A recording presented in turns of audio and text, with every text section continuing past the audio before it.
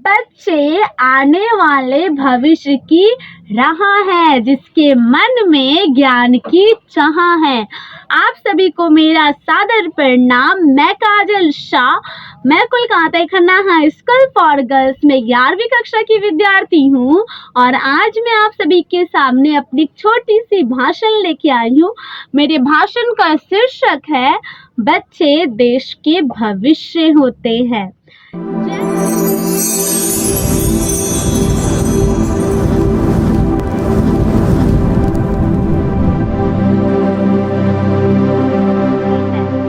जैसा कि हम जानते हैं कि आज के वर्तमान स्थिति में आज हमारा भारत देश विकसित कदम पे जा रहा है, जिसमें युवाओं का सबसे बड़ा योगदान है।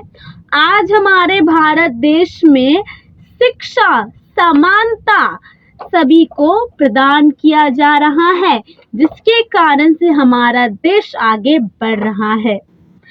जैसा कि हम जानते हैं, कोई भी देश की जो सबसे बड़ी पूंजी होती है वो होते हैं बच्चे, क्योंकि बच्चे ही तो देश के सुनहरे कल होते हैं, जो अपनी शिक्षा के माध्यम से, अपने मेहनत के माध्यम से, अपने प्रयासों के माध्यम से और अपने निरंतर लगातार प्रयास मेहनत से वो जीवन में सफल होकर हमारे देश का नाम रोशन करते हैं।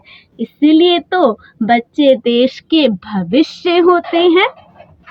लेकिन आज मन मेरा बहुत ही ज्यादा चिंतित है, क्योंकि आज हम 21वीं सदी में जी रहे हैं, जो पूर्ण रूप से तकनीकी पर आधारित हो चुका है।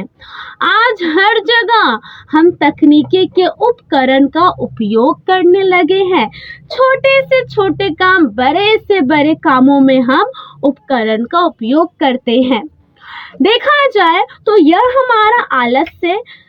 हमारे आलस्य को बहुत बढ़ाता है और हमारे अंदर आलस्य करने की क्षमता को उत्पन्न करता है। बच्चों में यह देखा जा रहा है कि वो शिक्षा से ऊब कर इन तकनीकी उपकरण का वो उपयोग करते हैं, जैसे कि स्मार्टफोन, लैपटॉप, जिसके माध्यम से उनके अंदर नए नए कार्य करने की क्षमता नहीं आ पाती है, जिसके कारण उनकी रुचि नहीं बढ़ पाती है, वो केवल तकनीकी पर निर्भर हो जाते हैं। हमें यह समझना होगा कि हमें तकनीकी का अत्यधिक उपयोग नहीं करना चाहिए। किन तकनीकी के कारण आज भी भारत देश, कुछ ऐसे भी बच्चे हैं जिनका वो निरंतर उपयोग कर रहे हैं। तो हमें यह समझना होगा कि हमें हर एक बच्चे को अत्यधिक रूप से तकनीकी का उपयोग करना नहीं चाहिए, क्योंकि आप हमारे देश के भविष्य हैं, सुनहरा कल है। अगर आपकी तकनीकी का अत्यधिक उपयोग कीजिएगा तो आपका समय बर्बाद होगा, साथ ही साथ आपके अंदर नए नए कार्य करने की क्षमता नहीं आएगी, बहुत सारी बीमारियों का सामना भी करना पड़ सकता है। इसीलिए मुझे हर एक बच्चों से अनुरोध है और उनके माता पिता से कि बच्चों को हमें अत्यधिक तकनीकी के उपकरण देना नहीं चाहिए। दूसरा, अगर हमें अपने देश को बहुत आगे ले जाना है तो सबसे पहले देश के बच्चों पे कार्य करना होगा। कैसे कार्य कर सकते हैं? आज मन बहुत चिंतित होता है, क्योंकि आज ज़्यादातर ब्यूटी पार्लर, बहुत सारे ऐसे दुकान खुल रहे हैं जो जरूरी है लेकिन इतना अनिवार्य नहीं है। लेकिन जो विद्यालय खुलना चाहिए वो तो खुल ही नहीं रहा है।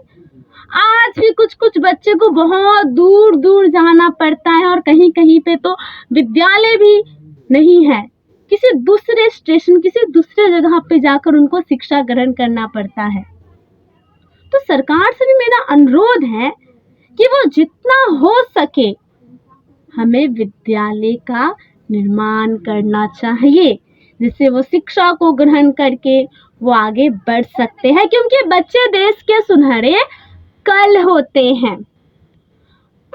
एक और बात कहना चाहती हूँ आप सभी से।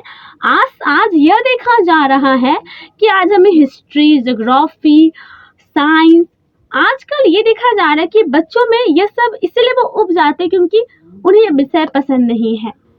ये विषय जरूरी है, लेकिन मैं ये भी कहना चाहती हूँ कि पाठ्यक्रम के साथ अलग अलग रुचियां भी हर स्कूल में होनी चाहिए।